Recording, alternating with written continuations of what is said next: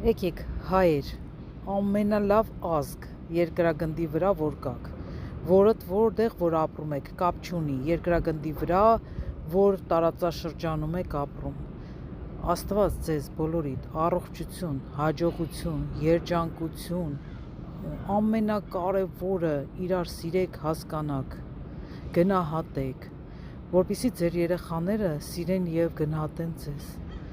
որպեսզի դուք սիրեք և գնահատեք ձեր ծնողներին, որպեսզի ոչ մի հայ վատ օր չունենա այս երկրագնդի վրա, ոչ մի հայ չհիվանդանա երբեք, որպեսզի ոչ մի հայ գլուխը չկախի ոչ մի ազգի մոտ,